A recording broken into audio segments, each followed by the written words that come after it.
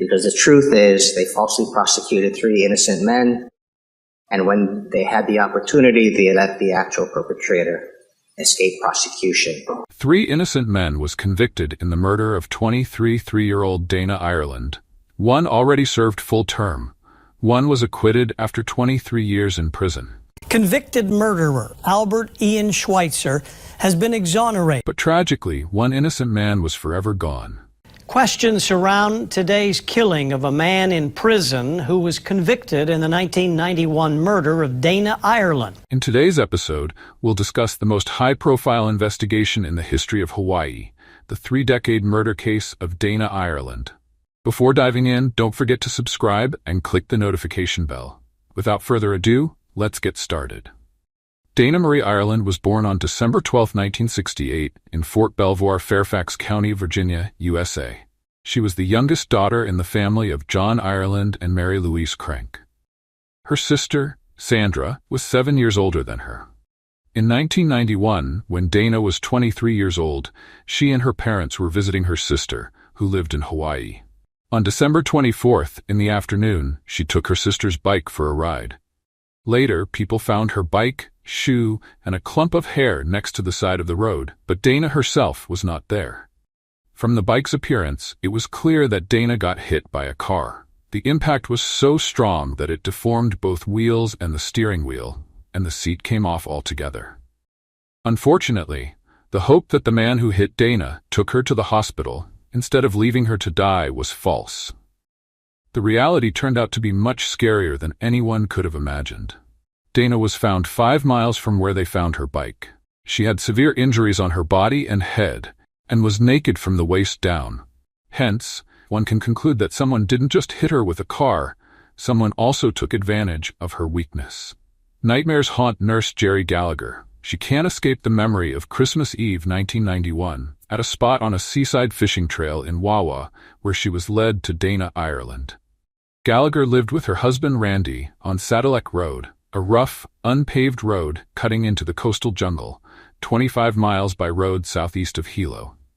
At 6 p.m. on Christmas Eve, 1991, a friend named Brian knocked on their door to call Gallagher. A licensed nurse, he wore a Christmas hat with blinking lights.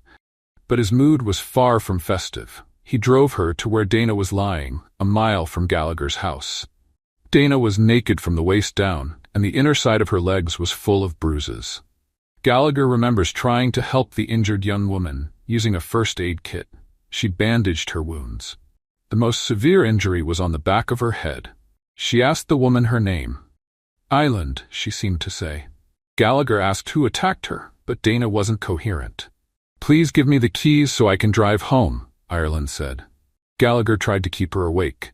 An ambulance arrived more than 2 hours after the girl got hit by a car. The lack of phones in the area led to a significant delay in getting help. The medical staff, police, and fire departments were busy with other cases. However, their own mistakes also led to a 34-minute delay.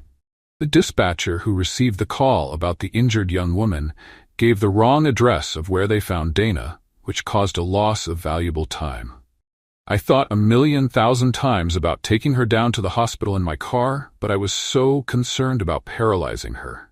Gallagher says, I've had nightmares about it. None of us knew that it was going to take so long. It took an indescribably long time to get help down to her. If they had got help to her, she would have lived. An ambulance with Dana Ireland inside arrived at Hilo Hospital at 7:56 p.m. At this time, John and Mary Ireland were already looking for their daughter, whose disfigured bicycle lay by the side of the road. They heard the news about an injured woman found 5 miles away. However, they didn't know that this woman was Dana. We thought someone had hit her and taken her to the hospital, Mary recalled later. John told Mary and his eldest daughter, Sandra, to go to the hospital while he stayed near Dana's bike. When the ambulance brought Dana to the hospital, her mother and older sister were already there. Doctors fought for Dana's life for 4.5 hours, but unfortunately, they could not save her. She was pronounced dead at 12:25 a.m. The official cause of death was blood loss due to extensive traumatic injuries of the head, pelvis, and abdomen caused by a motor vehicle accident. Dana's family went home and heard the radio the following morning. They thought some car hit their daughter, but the radio said Dana's death wasn't accidental. When John spoke to a local police representative, he was told nothing about the fact that not only had Dana been hit by a car, but that someone had taken advantage of her vulnerability afterward. He had asked a police lieutenant if the attack was deliberate. "You're listening to rumors," the lieutenant told him. Dana's death came as a shock to her family. Her death irreversibly changed their lives. However, they would later realize another challenge awaited them: many years of searching for suspects and trials. The police launched an investigation, which the local newspapers described as intense. The police found a T-shirt that belonged to the criminal at the crime scene. Next, investigators seized as evidence a sheet with traces of semen on which Dana was lying when brought to the hospital. Seminal fluid was also on Dana's body. Moreover, a bite mark on her body was a potential clue, since it looked like the teeth print of the person who attacked her. As a result, the authorities had a DNA sample of the criminal at their disposal, but it was 1991. It wasn't of much help to the investigation process. Another potential clue was the tire tracks where they found Dana's bike. Investigators interviewed residents, hoping to find witnesses who saw Dana getting hit by a car, but no one saw this moment, or perhaps for some reason, they remained silent. The place where the bike was found and the place where Dana was found was not a densely populated area, but instead was a secluded place with a bad road, where cars didn't travel very often. Due to the lack of witnesses and evidence to help find the criminal, the investigation reached a dead end.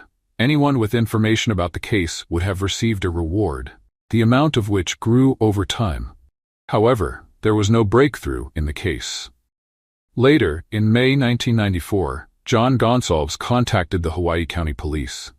Gonsalves was involved in a high-profile case involving illegal substances, but even though he was facing several decades in prison, he got off with a suspended sentence. The reason for such mitigation was that he told the police that his half-brother, Frank Pauline, had important information about the Dana Ireland case. Pauline said that brothers Albert Ian Schweitzer and Sean Schweitzer were involved in the attack on Dana. The Schweitzer family lived next door to the Pauline family, and the two did not get along with one another. Frank Pauline claimed he was there when the Schweitzers attacked Dana. They ran over Dana Ireland, put her in the trunk, and took her to another place, he told the police. Hence, the police made Albert Schweitzer, Sean Schweitzer, and Frank Pauline the main suspects. After the latter statements, there was a 30-year series of events. Therefore, to understand who Frank Pauline is, let's get to know him better. Frank Raymond Pauline Jr. was born on April 27, 1973, in Fremont, California, in the family of Frank Sr. and Patricia Pauline. At the time of the attack on Dana Ireland, Pauline lived in Puna, a few miles from where they found her. At the age of 20, Frank was already the father of 3 sons. He had his first problems with the law at the age of 9. On February 8, 1983, he got caught in a burglary. The older he got, the more serious the crimes he committed became. In February 1994, a little over 2 years after Dana's death, he was sentenced to 10 years for harassment and robbery. These charges were not related to Dana Ireland, and yet it made it clear that Frank Pauline wouldn't stop his criminal activities. Due to the crime's multitude, prosecutors dubbed him a walking crime wave at the sentencing hearing. After the hearing, Pauline lived up to his new nickname. He walked out of the courtroom before he was taken into custody to start his prison term. Classified as a fugitive, he was recaptured in Honolulu a few days later. 3 months after Pauline received a 10-year sentence, his brother John Gonsalves contacted the authorities and told them that Frank had information about the Dana Ireland case. Pauline and Gonsalves decided that providing information on the Ireland case would help the first one not to go to prison, and the second to get out of it earlier. Of course, the stepbrothers were doubtful sources of information, and yet, after a conversation with investigators, the case against John Gonsalves for illegal substances was closed. In the end, he received only a suspended sentence. After Pauline stated he had information about the Dana Ireland case, investigators from Big Island went to talk with Pauline in Honolulu, where the latter was in custody. It was a 90-minute interrogation, during which they asked him to tell the details about the day of the attack on Dana. Since he claimed to be present during the attack, they took him back to the Big Island, where he reconstructed the crime and showed detectives the places he mentioned earlier. Pauline told detectives that brothers Albert, Ian, and Sean Schweitzer picked him up in a purple Volkswagen Beetle at his home on December 24, 1991. As he said, Ian Schweitzer was behind the wheel. The trio stopped to take illegal substances before they saw a woman standing on the side of the road. We came out by an intersection going towards Kapaho, and that's where we saw a girl standing up. As we were going past, my friend Ian looked towards the side, and he said, "Oh, look at that girl." Then we continued to go forward down the road. Pauline said they turned around because Ian wanted to talk to the woman. They were driving back at about 40 to 45 miles per hour, and Ian Schweitzer, who was behind the wheel, did not stop in time and hit Dana Ireland. As he said, the Schweitzers left the car, loaded her into the trunk, and continued driving. After a few miles, they stopped and pulled Dana out of the vehicle. She was still alive. Pauline stated that, unlike the Schweitzer brothers, he did not become intimate with the victim. And yet, he still said something that brought severe consequences. He said that Ian Schweitzer insisted that he find a tire iron and hit the victim on the head to end her suffering. After that, allegedly, they got back into the car and drove away. All his testimony was on paper, and Pauline signed a statement stating that he testified of his own free will. No one forced him or promised anything, and he was not under the influence of illegal substances or alcohol. After Pauline started cooperating with the police, he was transferred to the Maui Community Correctional Center for his protection. As prison officials said, he was a problem for management and received threats from other inmates. In July 1996, just over 2 years after Gonsalves gave his statement to the police, Frank Pauline retracted his story, saying he made it up because his stepbrother asked him to help him avoid jail. He said he wasn't present at the time of the attack, but still had information about who was responsible for it. According to him, he confessed he was there, only because it was the only way to make them believe him.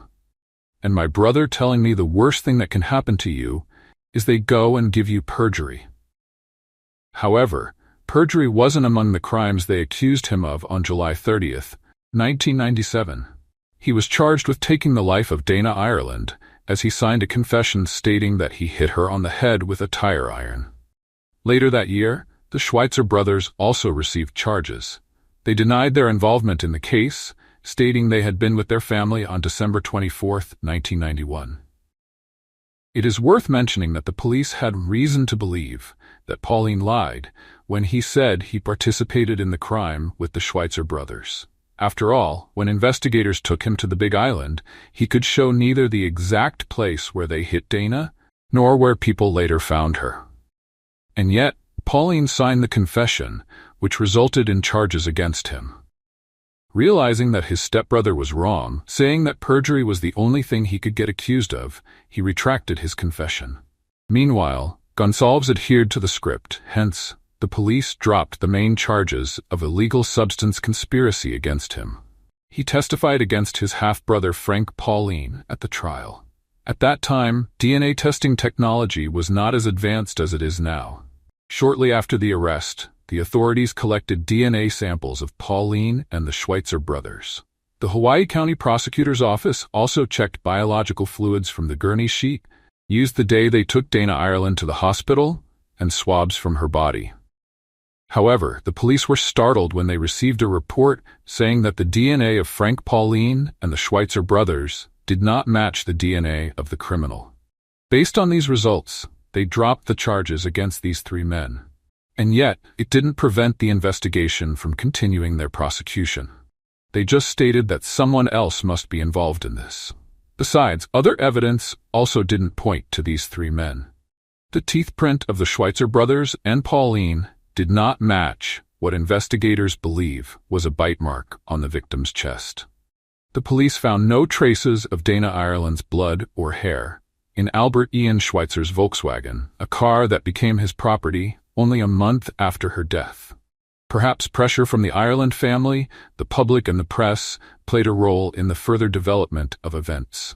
Albert Ian Schweitzer was 20 years old at the time of Dana Ireland's death. The only thing he had on his criminal record was related to traffic violations, such as resisting an order to pull over and racing on the roadway. Sean Schweitzer was 16 years old when Dana died. When the brothers received charges related to the Ireland case, Sean was already 23 years old. At that time, the police also charged him with fourth-degree assault in an unrelated case, namely inappropriately touching a girl. For the latter case, he received a sentence of 180 days in prison and 1 year of probation. At the time of the incident, the girl was 15 and Sean was 16. Thus, although the DNA test was negative, all three suspects involved in Dana Ireland's death violated the law at some point. It, of course, didn't help to clear their names. 5 days after Frank Pauline made his first statement to the police, investigators raided the Schweitzer family home. They took Ian's 1957 Volkswagen Beetle as evidence. Both brothers told the police they weren't with Frank Pauline, although they knew him. Sean said he was at home that Christmas Eve, and Ian said he was either at home or at his uncle's house. Ian also told the police how he got his car. Firstly, Ian denied doing any bodywork with the vehicle. When he first got the car, it was purple, but since it wasn't his color, he decided to repaint it yellow. Schweitzer's lawyers believed Frank Pauline accused the brothers because of the enmity between their families. Despite all that, the prosecutors continued to move forward.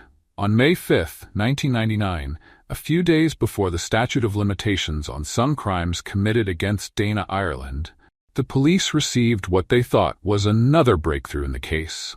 They received a statement from a prisoner named Michael Ortiz. Being an accomplice of Gonsalves, he was in the same cell with the Schweitzers before the police dropped charges against them.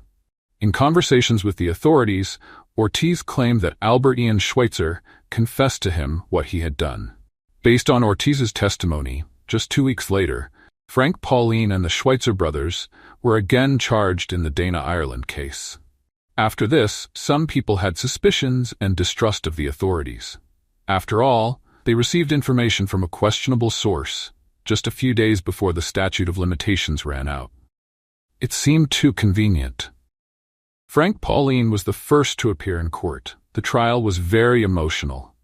Pauline insisted on his innocence, telling the court that he had lied when he confessed his involvement in Dana's death.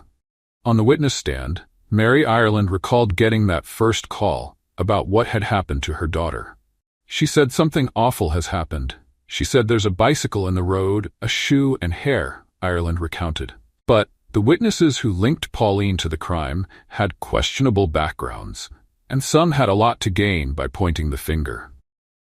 Among those who benefited from Pauline being found guilty was his half-brother Gonsalves, who became a witness for the prosecution. Witness William Chung, who also testified against Pauline, said Frank confessed his involvement in this crime. However, when asked if he saw Pauline in the courtroom, he pointed to another person. Although Frank Pauline was there, the jury also saw Dana Ireland's bike, shorts, top, underwear, and a Jimmy's t-shirt recovered from the scene. Not one of those items had DNA from Pauline or the Schweitzers. To get around the lack of scientific evidence, Deputy Prosecutor Lincoln Ashita insisted that the Jimmy's t-shirt covered in Dana Ireland's blood belonged to Pauline.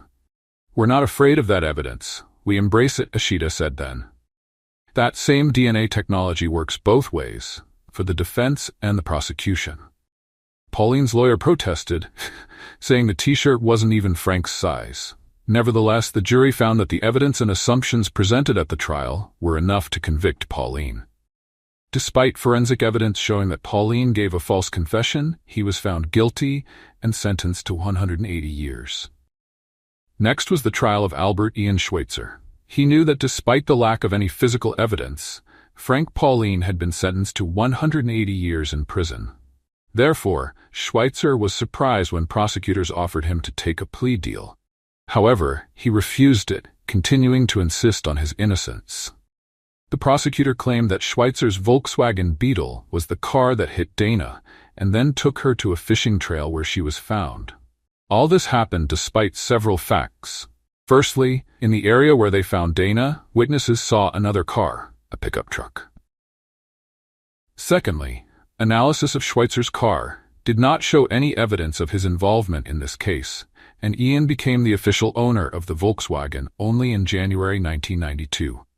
In 2000, based on the statement of Michael Ortiz, who claimed he heard Schweitzer's confession, and the unusual scratches on the bumper of his car, Ian Schweitzer was sentenced to 130 years in prison. After seeing his older brother convicted, Sean Schweitzer took a plea deal. He and his family changed their minds and decided not to insist on his innocence, fearing the justice system would fail them again. In the end, Sean Schweitzer pleaded guilty to the lesser charges of kidnapping and involuntary deprivation of life. Part of the deal with the prosecutor's office was that Sean Schweitzer had to accuse his brother and Frank Pauline of Dana's death and take a polygraph test to show he was honest when confessing to the crime and reporting the details. On March 24, 2000, a polygraph examiner from the State Attorney General's office administered the test. As the court documents indicated, when taking the test, Sean Schweitzer wasn't truthful when describing what happened. In other words, he lied about his involvement in the death of Dana Ireland. However, while he didn't pass the test, he still received an offer to take the plea deal, and here's why. Deputy Prosecutor Lincoln Ashita gave the judge a different statement. According to court transcripts, Ashita said Schweitzer did pass the polygraph finding, that he was not deceptive to any of the questions. Sean Schweitzer was sentenced to 5 years probation with credit for time served, 18 months. In an interview with Hawaii News Now after his release, Sean Schweitzer said that the deal with the prosecutor's office was a family decision. His brother Ian, the one sentenced to 130 years, later recalled how he thought it was pointless to imprison both brothers. Ian said losing both sons would be even more stressful for his parents, and they would not survive it. He approved the family's decision and told Sean to do what the prosecutor said, to avoid spending the rest of his life in prison. Sean still feels remorseful for making the deal and testifying against his brother. As the months and years passed, he and his family also struggled with the stain left by this case. I went through many years of disappointment, had a hard time finding a job, Sean Schweitzer said, adding that community members made remarks about the case for years after. Dana's father, John, died in 2000 at 76 years old. After the death of his daughter, he became an advocate for the rights of crime victims. He also worked on the adoption of a law concerning the statute of limitations for violent crimes.